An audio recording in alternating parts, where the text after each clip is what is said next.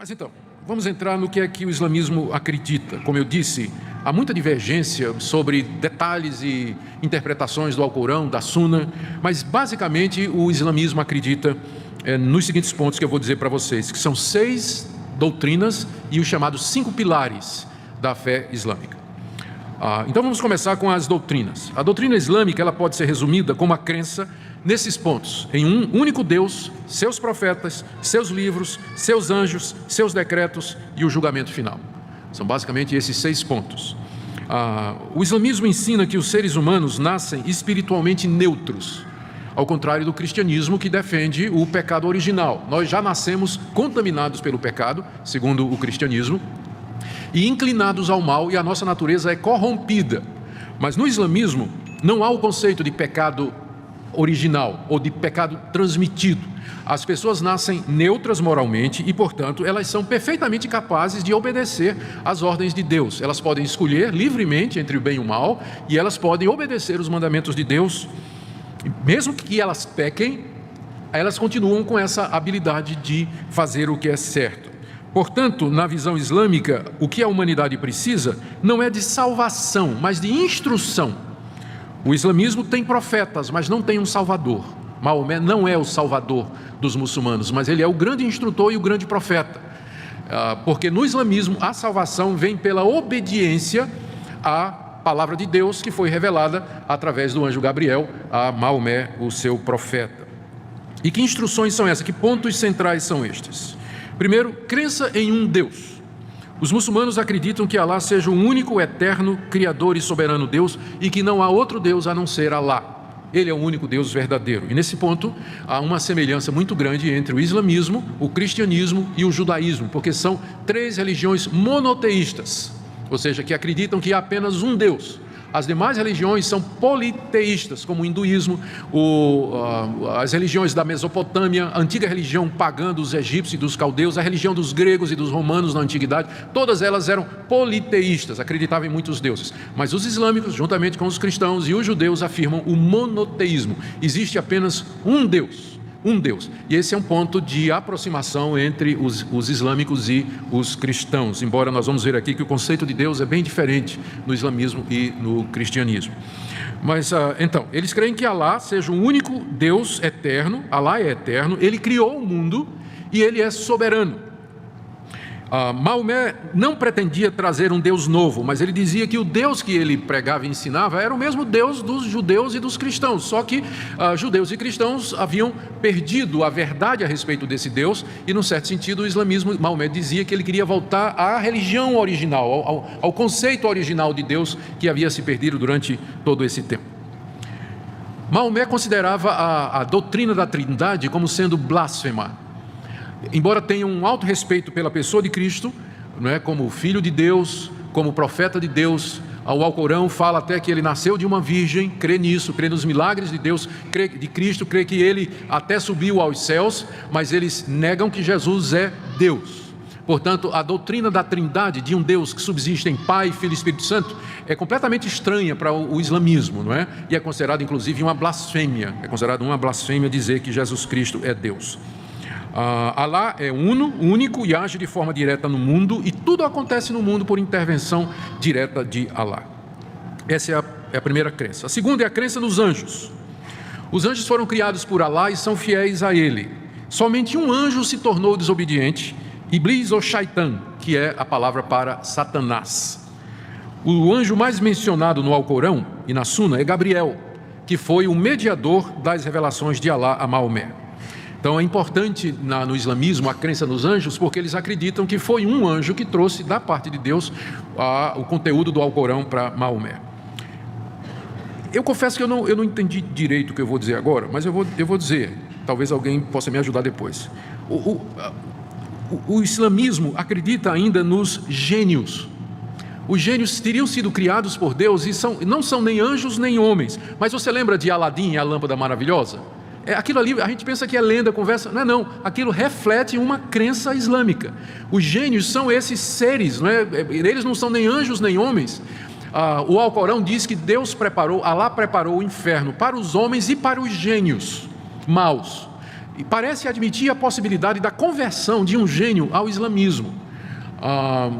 Eu dei uma lida em várias fontes, mas alguns disseram que isso era uma crença muito antiga do islamismo e que o muçulmano moderno não acredita mais nisso hoje, não é? Mas, de qualquer forma, isso fazia parte, parece, no início da crença islâmica. Então, esse é o segundo ponto. Primeiro, existe um único Deus que é Alá. Segundo, a existência em anjos e na sua atividade aqui nesse mundo. Foi um anjo que trouxe a revelação de Alá para Maomé. Terceiro, a crença nos profetas. De acordo com o islamismo, Deus vinha falando todos aqueles séculos ao mundo através de profetas. Os profetas bíblicos foram enviados de Deus. Jesus também foi enviado de Deus. E muitos outros que Deus mandou através da história, trazendo a sua revelação. Os principais profetas que Alá mandou ao mundo são estes: Adão, o escolhido de Alá; Noé, o pregador de Alá; Abraão, o amigo de Alá; Moisés, o porta-voz de Alá; Jesus, a palavra de Alá; e Maomé, o profeta de Alá, que de todos é o maior e fecha esse círculo de revelações. Maomé, portanto, é glorificado entre os muçulmanos por ter sido o profeta. É assim que ele é designado no Islã. Ele é o profeta, aquele através de quem Deus trouxe a revelação final e última para esse mundo. Há muitos milagres atribuídos a Maomé, lendas que estão não no Alcorão, mas na Sunna, que é aquele livro que complementa e que não tem unanimidade entre os islâmicos. Então está aí, crença nos profetas. Quarto princípio, é a crença nas revelações de Deus ou os livros. Os muçulmanos aceitam certas partes da Bíblia, como a Torá e os Evangelhos, mas acham que, apesar de terem sido dados por Deus, foram corrompidos pelos homens. Como eu já mencionei, a cópia verdadeira do Evangelho foi levada juntamente com Jesus para o céu, quando ele foi arrebatado por Deus. O que ficou foi deturpado. Então, tanto é que eles dizem que no Evangelho verdadeiro que Jesus teria levado para o céu, Jesus teria profetizado a chegada de Maomé, que Maomé viria como sendo a revelação final de Deus. O próprio Jesus teria dito isso. Isso não está no nosso Evangelho, não está no Novo Testamento, em parte nenhuma. Mas então a explicação é que estava naquele Evangelho verdadeiro que Jesus levou com ele para o céu, né? Então, toda vez que há uma diferença entre o que diz o Evangelho e o que o Alcorão diz a respeito de Jesus, por exemplo, eles negam que Jesus foi crucificado. Eles dizem que essa foi uma alteração ou um registro errado, confundiram alguém por Jesus, e quem morreu na cruz não foi Jesus Cristo. Jesus não foi de fato crucificado, mas outra pessoa, não é?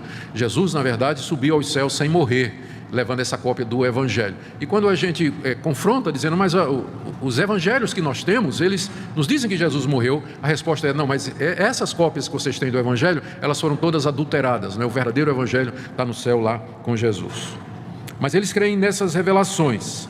O Alcorão, então, seria a revelação perfeita e última de Deus, superando o Antigo Testamento e o Novo Testamento. Há muitas referências no Alcorão a Moisés, a lei de Deus, aos profetas e ao próprio Jesus Cristo, inclusive também a Maria, mas sempre de forma meio reticente, não é? Mas essa é a quarta crença deles, de que Deus se revelou nesses livros, mas que o Alcorão é a revelação perfeita, última e completa de Deus. A quinta crença é o dia de julgamento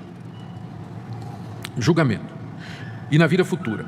De acordo com o pensamento islâmico, até onde eu compreendo, todos, no dia do juízo, todos serão ressuscitados e todos irão para o inferno. E de lá serão resgatados os que tiverem merecimento e entrarão no paraíso. A princípio eu não estou lendo direito, mas depois eu confirmei com outras fontes. A ideia é de que todos vão para o inferno. E de lá, então, depois do julgamento feito por Alá, dos méritos e da obediência, as pessoas é que então irão para o paraíso. O paraíso é descrito no Alcorão e também na Sunna, em outras fontes, a interpretação dos sábios e califas islâmicos. O paraíso é descrito como um lugar cheio de frutas, rios, pedras preciosas, leite, mel e vinho, e especialmente virgens, as huris, ou uris, eu não sei como pronuncia, para desfrute e deleite dos homens. Eu vou ler aqui o que está no Alcorão, na Surata 56, versículos de 12 em diante.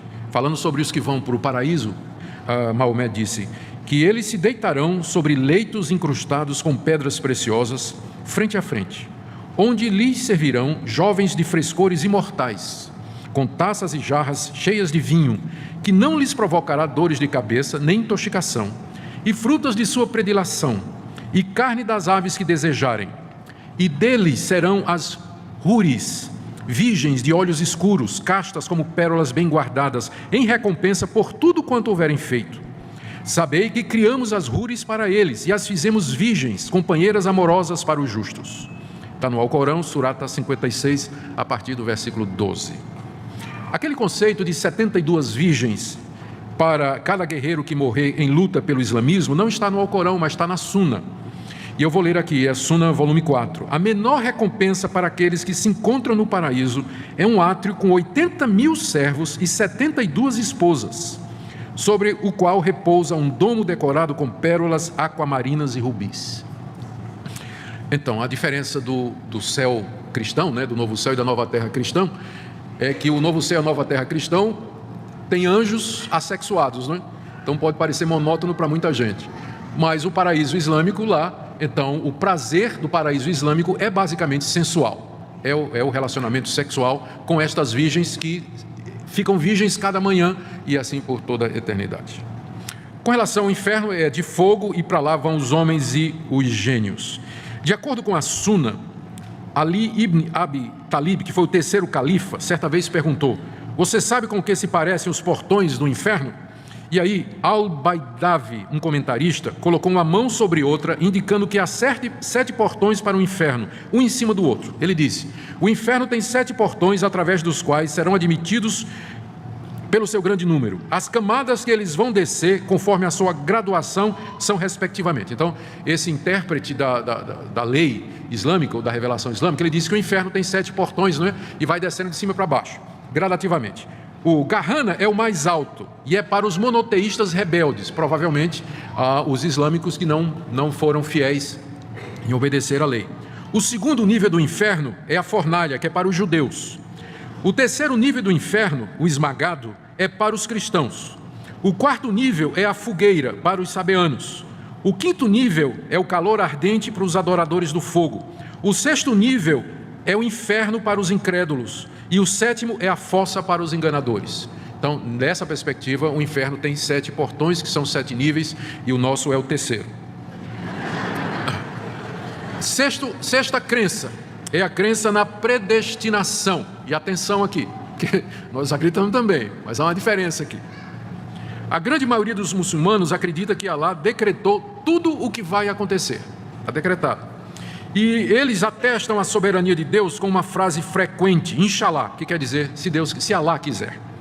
Deus é o autor inclusive do mal e não existe livre-arbítrio. Portanto, o homem deve ocupar-se com as coisas do além e do mundo futuro. Alguns autores sugerem, e eu não posso dizer que isso aqui é verdade, mas pelo menos é sugestivo, que essa é a causa pela qual os países islâmicos não são hoje muito diferentes do que eram na Idade Média. E que os países islâmicos, à exceção da Arábia Saudita, cuja riqueza provém do petróleo, mas os países islâmicos eles estão entre os países menos desenvolvidos e mais pobres do mundo. E alguns autores acham que isso é por conta dessa crença de que tudo está determinado. Então, isso desestimularia a criatividade, inventividade, o empreendedorismo e o desenvolvimento da civilização. Isso aí é uma tese que eu não sei se é possível de ser provada historicamente, fazer uma relação de causa e efeito com o determinismo. A diferença com o cristianismo, a visão reformada do cristianismo, é que sim, nós cremos que há um Deus que é soberano, criador de todas as coisas, mas ele age no mundo através de causas secundárias, ou seja, através de meios que ele próprio estabeleceu. Deus alcança os seus propósitos, e entre esses meios, as causas secundárias, está a vontade das suas criaturas, que escolhem o que elas querem e que tomam decisões de acordo com o que elas desejam. Só que tudo isso está dentro desse grande governo de Deus. O Deus do cristianismo é um Deus que age usando causas secundárias, e entre elas está a sua vontade e a sua decisão. Por isso, no cristianismo, o homem é responsabilizado pelas suas decisões. O cristianismo afirma a soberania de Deus e a responsabilidade humana, enquanto que nessa visão determinista, Allah é inclusive o autor do mal, Na visão cristã, o mal entrou através da causa secundária, que era a liberdade da criatura. Deus não é considerado o autor do mal na Bíblia e nem no cristianismo tradicional e clássico, enquanto que ele é no islamismo. Então, estes são os 6 pontos que ilustram o pensamento da religião islâmica. Agora vem os 5 pilares. Os 5 pilares são 5 atos ou práticas religiosas que são exigidas de todos os muçulmanos e que é a expressão pública do islamismo. Aqui nós temos a essência do islamismo na prática. Estes 5 princípios compõem o quadro de obediência para todos os fiéis. Quais são? Os 5 pilares. Primeiro, o testemunho de fé ou declaração. A declaração, o testemunho de fé é: não há outro Deus senão Alá e Maomé é o seu profeta. Essa é a declaração fundamental do cristianismo. Do islamismo. Não há outro Deus senão Alá e Maomé é o seu profeta. Para você se tornar um muçulmano, você tem que recitar isso, você tem que dizer isso. No cristianismo, qual seria o equivalente? Creio que Jesus Cristo é o Filho de Deus, que Ele morreu pelos meus pecados, ressuscitou dos mortos ao 3º dia, creio nele para a vida eterna. Para você ser cristão, você tem que confessar isso. Para você ser islâmico, para se tornar muçulmano, você tem que dizer que que Alá é o único Deus e Maomé é o seu profeta. Uma pessoa se converte ao islamismo recitando esse credo. O segundo pilar são as orações. O islamita fiel, ele tem que fazer 5 orações em árabe todo dia, de joelhos e prostrado na direção de Meca. Então, todo mundo está familiarizado com aquela figura, não é? Tem um tapetinho, né, que ele desenrola, ele se ajoelha ali, ele se prostra 5 vezes ao dia, voltado na direção de Meca, e ali ele faz as suas orações em árabe. Parece que inclui também recitações do Alcorão. Terceiro pilar é o pagamento de dádivas rituais, ou esmola. Essa esmola é uma certa percentagem administrada uma vez por ano, e em alguns países islâmicos é paga como imposto. Então, todo muçulmano fiel, ele contribui através da dádiva ritual, a zakat, ou esmola. Em alguns lugares isso já é retirado como imposto. O quarto pilar é o jejum.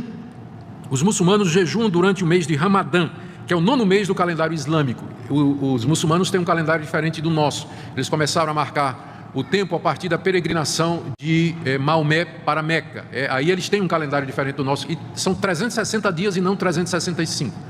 Então, o 9º mês deles, que é o Ramadã, cai entre o nosso junho e julho, mais ou menos. Durante esse período, eles jejuam desde o amanhecer até o entardecer. À noite eles podem comer alguma coisa, mas durante o dia eles então se abstêm de qualquer comida como parte do Ramadã. E o 5º pilar é a peregrinação. Ou seja, um muçulmano fiel deve fazer a peregrinação até Meca, na Arábia Saudita, pelo menos uma vez durante a sua vida, se ele tiver dinheiro e se ele tiver condições para isso. A peregrinação é realizada no 12º mês do calendário islâmico, que cai no nosso setembro. No ano passado, vocês lembram, houve um tumulto que ocorreu durante a peregrinação em Meca, e perto de 500 pessoas morreram pisoteadas lá durante a peregrinação. A entrada de um muçulmano no paraíso depende da obediência a estes 5 pilares. Se ele obedecer aos 5 pilares, recordando a confissão, Alá é o único Deus e Maomé é seu profeta, as orações 5 vezes por dia em árabe, de joelhos e voltado para Meca, pagamento da esmola, o jejum no mês de Ramadã e a peregrinação, ele então pode entrar no paraíso. Ainda assim, Alá pode rejeitá-lo. Eu li um comentarista do Alcorão, um daqueles comentários, dizendo que nem mesmo Maomé sabia ao certo se Alá haveria de admiti-lo no paraíso. Está na Surata 46, verso 9, e na Suna, no livro de Hadith, capítulo 5, verso 266. Há um outro dever que é imposto aos muçulmanos, que é a jihad ou a guerra santa. Mas isso aqui é a controvérsia. A palavra jihad, que ficou conhecida no mundo, né, pelo noticiário, né, é a chamada Guerra Santa, ela significa esforço. E os comentaristas que querem abrandar a situação, eles dizem que o esforço aqui que aparece no Alcorão, a jihad, ela é um esforço pessoal para o muçulmano se aperfeiçoar e obedecer às leis de Alá. Mas a outra versão diz que o esforço aqui é o esforço externo e militar para levar o islamismo a todas as partes do mundo. Essa é a raiz do termo jihad, é isso que ele significa. O Alcorão promete uma recompensa maior aos combatentes que dão sua vida na jihad para implantar o islamismo no mundo. Eu vou ler aqui o que diz o Alcorão na Surata 4, verso 95. Os fiéis que sem razão fundada permanecem em suas casas, jamais se equiparam àqueles que sacrificam seus bens e suas vidas pela causa de Alá. Alá concede maior dignidade àqueles que sacrificam seus bens e suas vidas do que aos que permanecem em suas casas. Embora Deus prometa a todos os fiéis o bem, sempre confere aos combatentes uma recompensa superior à dos que permanecem em suas casas. Ou seja, há um estímulo, há um incentivo ao esforço jihad no combate, e esse estímulo é em forma de uma recompensa superior. Para os sunitas, a jihad é uma obrigação circunstancial. Pode haver situações em que o islâmico vai se envolver na Guerra Santa. Mas para a primeira geração após Maomé, a jihad era um dever obrigatório. Em teoria, parece que a jihad permanece como um dever de todo muçulmano, que é levado a cabo não por toda a sociedade islâmica, mas por um grupo. Se um grupo está fazendo jihad, então ele acha que aquele grupo representa ele. Então aquele dever está cumprido. Isso tem que ser feito até que o mundo todo se torne islâmico. Era no início o dever de cada califa mobilizar o exército anualmente para fazer guerra com países não muçulmanos. Como eu já disse, muitos muçulmanos modernos, a maioria, procura dar uma interpretação diferente aos textos do Alcorão que parecem sancionar a jihad contra os infiéis e a morte deles. E a grande maioria dos muçulmanos vai dizer que é contra a jihad e o terrorismo moderno, né, como é feito. E aí vem a pergunta: o islamismo é uma religião que promove a violência necessariamente? Como eu disse, a grande maioria dos muçulmanos não é terrorista, de forma nenhuma. Na verdade, a lei religiosa islâmica, ela proíbe a matança intencional de não combatentes no campo de batalha, proíbe o suicídio. Parece que é uma visão pequena, de uma minoria pequena que permite estas coisas. Mas a verdade é que todos os comentaristas que eu consultei, eles vão dizer que o Alcorão traz passagens que podem facilmente ser interpretadas como estimulando a jihad. O que eu fiz então foi copiar essas passagens e trazer para vocês. Eu vou ler. Trechos do Alcorão que podem ser usados para justificar a jihad, ou a guerra santa. Na segunda surata, 190 a 193. Combatei pela causa de Deus aqueles que vos combatem. Porém não pratiqueis agressão, porque Deus não estima os agressores. Matai-os onde quer que se encontrem e expulsai-os de onde vos expulsaram. Não os combatais nas cercanias da mesquita sagrada, a menos que vos ataquem. Mas se ali vos combaterem, matai-os. Tal será o castigo dos incrédulos. E combatei-os até terminar a perseguição e prevalecer a religião de Deus. Quarta surata, verso 89. Anseiam os hipócritas que renegueis, como renegaram eles, para que sejais todos iguais. Não tomeis a nenhum deles por confidente, até que tenham migrado pela causa de Deus. Porém, se rebelarem, capturai-os. Então matai-os, onde quer que os acheis, e não tomeis a nenhum deles por confidente, nem por socorredor. Então o Alcorão proíbe que o muçulmano tenha por confidente quem não for muçulmano. Então, para o muçulmano fiel, é muito difícil, por exemplo, ser amigo de verdade de um cristão, ou de um judeu, porque existe essa proibição. Ele vai desenvolver... Os muçulmanos podem ser os melhores vizinhos do mundo e são bem pacíficos nos países em que eles moram, mas a confidência, amigo íntimo, é só para quem é muçulmano também, não é? Não pode ter um confidente fora da fé islâmica. A quarta surata, verso 91. Encontrareis outros que intentarão ganhar a vossa confiança, bem como a de seu povo. Toda vez que forem chamados à intriga, nela sucumbirão. Se não ficarem neutros em relação a vós, nem vos propuserem a paz, nem tampouco contiverem as suas mãos, capturai-os e matai-os onde quer que os acheis, porque sobre isso vos concedemos autoridade absoluta. Aqui Maomé está autorizando os exércitos a capturar e matar aqueles povos que foram conquistados e que não quiserem se converter ao islamismo. Nona surata, de 4 a 5. Cumpri o ajuste com os idólatras. Aqui é uma regulamentação sobre a guerra. Se o exército islâmico dominar um povo e aquele povo aceitar fazer a paz, então pode fazer um acordo de paz. Inclusive esse povo conquistado pode permanecer com a sua religião se pagar uma determinada esmola ou taxa. Então isso explica como em países e culturas islâmicas há cristãos e há outras minorias, mas há o pagamento dessa taxa para poder permanecer com sua religião sem se converter ao islamismo. Aí ele diz: cumpri o ajuste com os idólatras, esse tipo de acordo, com quem tenhais um tratado, e que não vos tenham atraiçoado e não tenham secundado ninguém contra vós. Cumpri o tratado até a sua expiração. Sabei que Deus estima os tementes. Mas quanto os meses sagrados houverem transcorrido, matai os idólatras, onde quer que os acheis, capturai-os, acossai-os e espreitai-os. Porém, caso se arrependam, ou seja, se eles resolvem renunciar à sua religião e receber o islamismo, observem a oração e paguem o zakat, que é aquele tributo, né, que eu mencionei, e abri-lhes o caminho. Quinta surata 33. O castigo para aqueles que lutam contra Deus e contra o seu mensageiro, que é Maomé, e semeiam a corrupção na terra, é que sejam mortos ou crucificados, ou lhes seja decepada a mão e o pé opostos, ou banidos. Tal será para eles um aviltamento nesse mundo, e no outro sofrerão um severo castigo. Estas são passagens do próprio Alcorão, e que essas linhas mais radicais do islamismo interpretam como sendo a autorização de Alá para fazer a jihad ou a guerra santa, capturar povos e submeter esses povos à conversão forçada. Caso não, eles têm que pagar o tributo até um determinado tempo. Depois desse tempo, ou se converte, ou a possibilidade está aberta para fazer a guerra santa também. Como eu disse, tem diferentes linhas de interpretação. Há grupos que entendem que essas passagens e outras autorizam a jihad, como eu falei, até que o mundo todo se torne islâmico. Mas, como eu disse, boa parte, a maioria dos islâmicos, eles até vão dizer, olha, isso aqui até pode acontecer, não é, em determinada situação, mas a gente quer paz, nós não queremos, de fato, guerra nem nada. Mas há alguns aspectos do islamismo que contribuem para que acabe se tornando uma religião onde há grupos que entendem que o avanço pode ser feito pela violência. Primeiro, o conceito de conversão.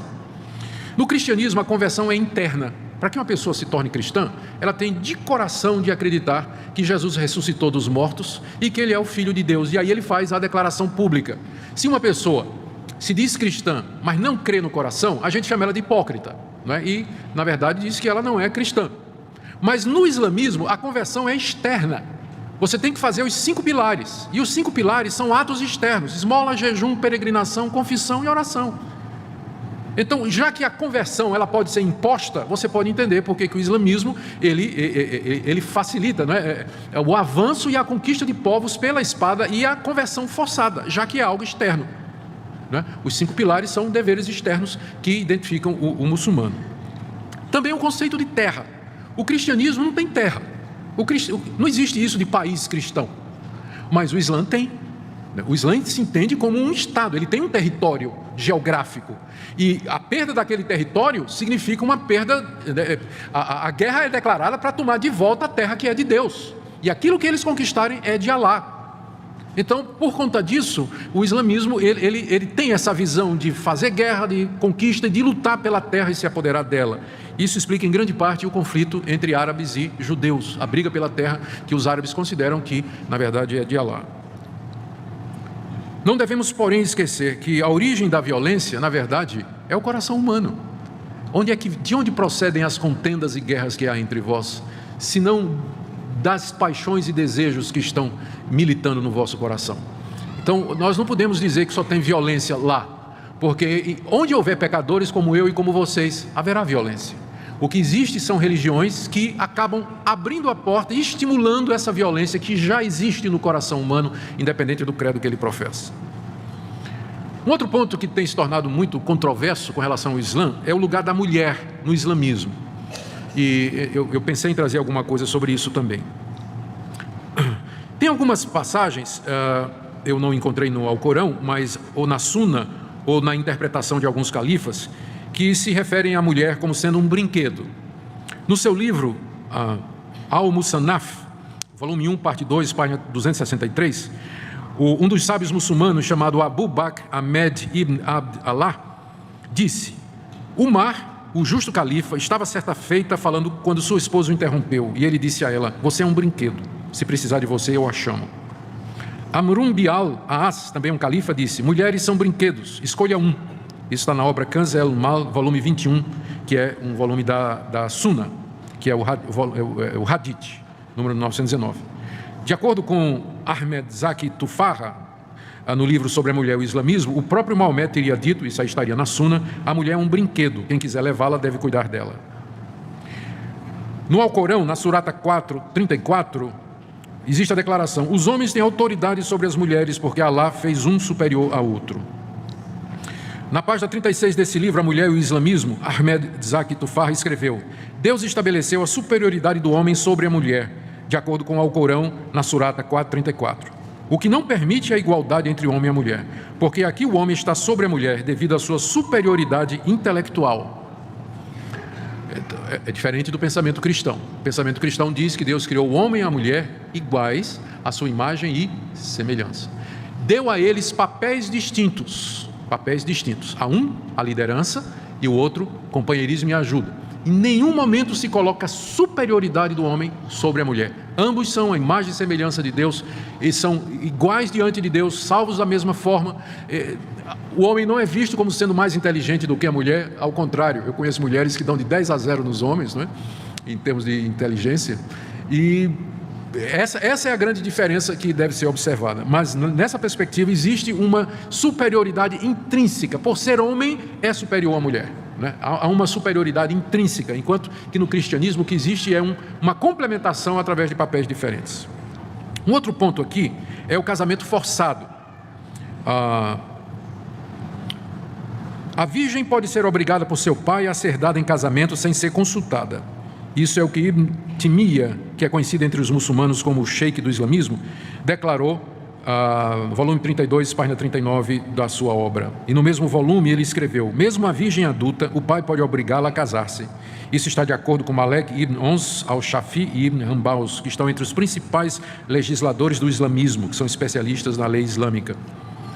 Um deles diz que o pai pode consentir em dar a sua filha em casamento sem a permissão dela, porque ela não tem escolha.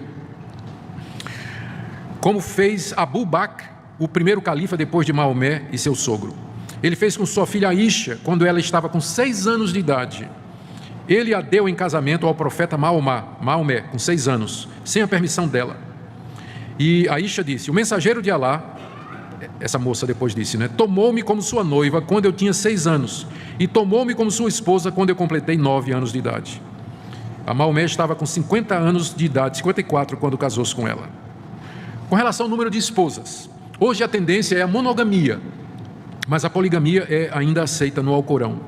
Maomé casou com diversas mulheres ao mesmo tempo e justificou o fato com uma revelação de Alá, que permitia que ele tivesse essas mulheres. Eu vou ler aqui o Alcorão, Surata 33, verso 52. Ó profeta, está se referindo a Maomé, em verdade, tornamos lícitas para ti as esposas que tenhas dotado, assim como as que a tua mão direita possui, que são as prisioneiras de guerra. Que Deus tenha feito cair em tuas mãos as filhas de teus tios e tias paternas, as filhas de teus tios e tias maternas, que migraram contigo, bem como toda mulher fiel que se dedicar ao profeta, por gosto. E uma vez que o profeta queira desposá-la, este é um privilégio exclusivo teu, vedado aos demais fiéis. Então Deus teria dado uma revelação, Alá teria dado uma revelação a Maomé em que ele podia ter quantas mulheres ele quisesse, mas isso era só para ele, não para os seus seguidores. Mas na verdade a lei islâmica, pelo Alcorão, o Sunna, diz que o homem pode se casar até com 4 mulheres livres ao mesmo tempo. Pode divorciar-se de uma delas e casar-se com uma quinta, desde que não mantenha mais do que 4 esposas ao mesmo tempo, mas pode ter um número ilimitado de escravas e concubinas. No Alcorão, na Surata 4, verso 3 diz: se você tem medo de não poder tratar com justiça os órfãos, case-se com as mulheres que você escolher, 2 ou 3 ou 4.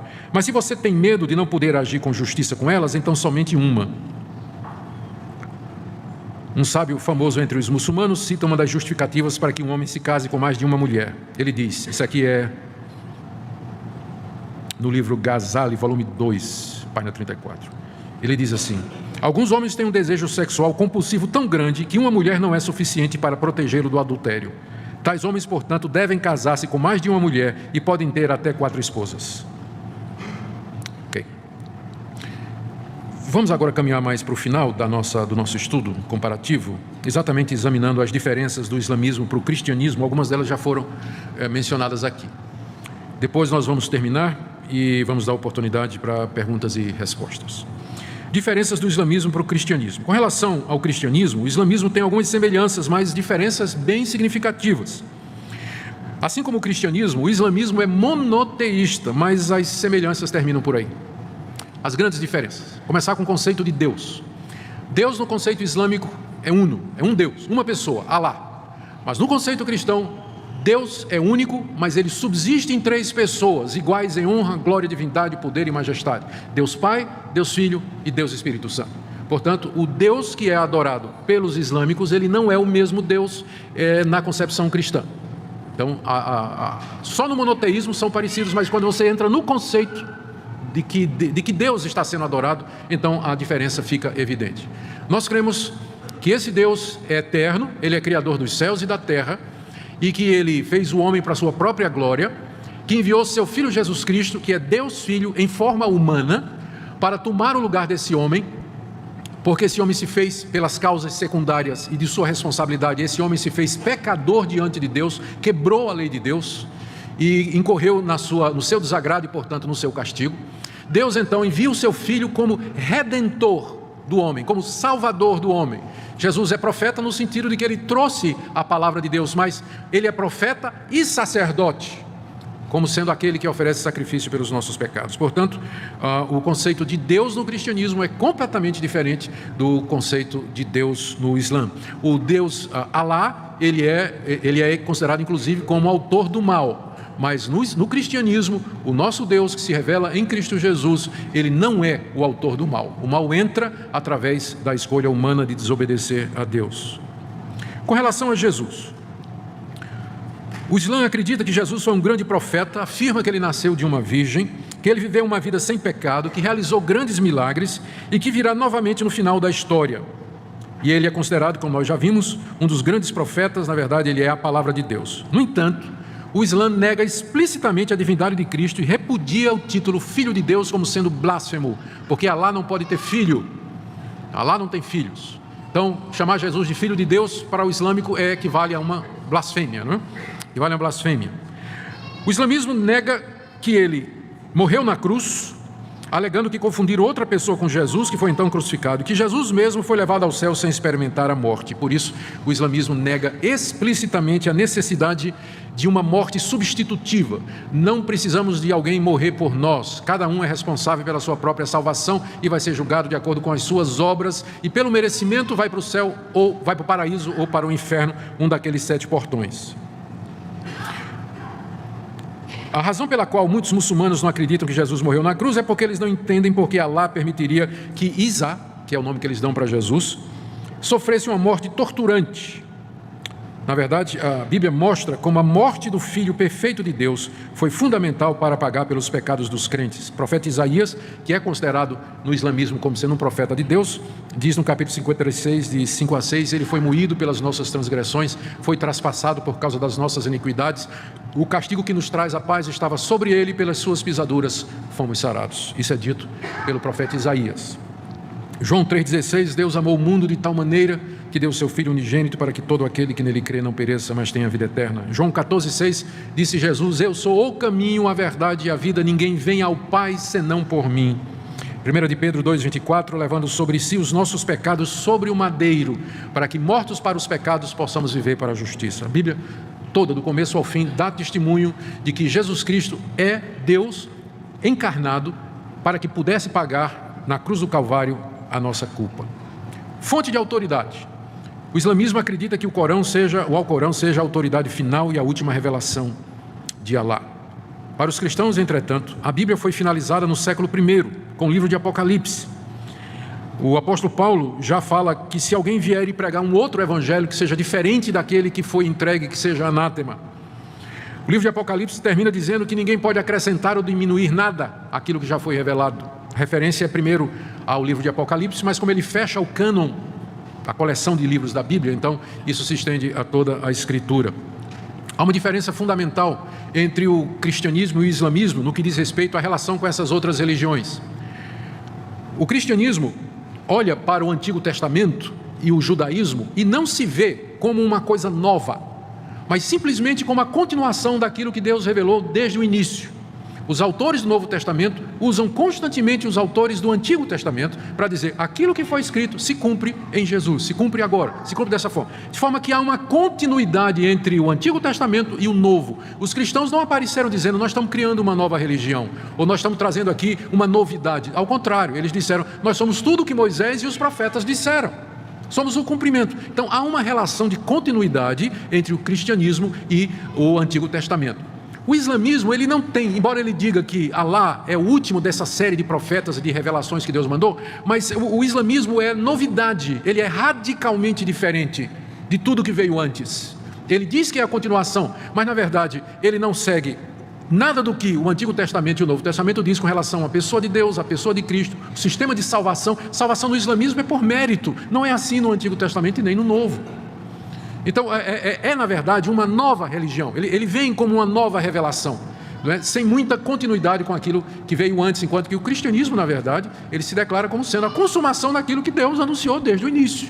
Não é nenhuma novidade, mas Deus já vem dizendo isso há todo esse tempo.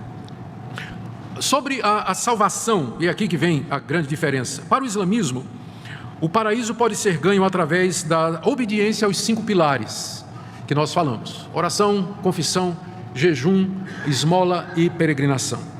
A Bíblia, pelo contrário, revela que o homem não pode fazer obras que de alguma forma mereçam o seu perdão ou que satisfaçam Deus Santo. Romanos 3:23, todos pecaram e carecem da glória de Deus. Todos pecaram e carecem da glória de Deus. Não há um justo, não há um sequer, não há um que faça o bem, diz a palavra de Deus. Romanos 6:23, o salário do pecado é a morte, mas o dom gratuito de Deus é a vida eterna em Cristo Jesus, nosso Senhor. Apenas por causa da misericórdia e do amor de Deus é que pecadores podem ser salvos. Efésios 2:8-9, pela graça sois salvos mediante a fé. Isso não vem de vós, não por obras. Isso não vem de vós, é dom de Deus, não por obras para que ninguém se glorie. Então a diferença é muito grande no conceito de salvação. Para o islâmico, ele pode pecar, mas ele não é um pecador, ele não é inclinado ao mal, ele pode obedecer, se ele quiser, às leis de Deus perfeitamente. Ele vai merecer a sua salvação pela guarda dos 5 pilares e de outras normas de obediência. Há outros detalhes, que são, a legislação é muito extensa, tem mais leis para o dia a dia no islamismo do que no Antigo Testamento para o judeu. Então ele acha que ele vai chegar a merecer o paraíso pela obediência estrita a essas leis. O cristão sabe que por mais que ele se esforce, ele jamais poderia cumprir os 10 mandamentos. Então a única esperança do cristão é o que Cristo fez na cruz por ele. Cristo pagou a culpa dele, Cristo cumpriu a lei no lugar dele, e ele espera e confia somente na pessoa de Jesus Cristo. Então essa diferença é abissal, não é? No islamismo, você não precisa de um salvador, você precisa de um profeta. Mas no cristianismo, você precisa de um redentor e de um salvador, senão você vai ser condenado pelos seus pecados.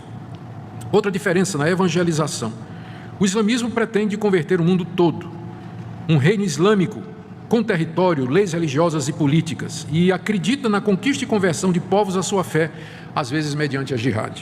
Já o cristianismo não tem terra, não tem povo, não tem país, é um reino espiritual. Seu fundador morreu pelos pecados de seus seguidores, em vez de liderar exércitos à guerra para conquistar e converter os povos.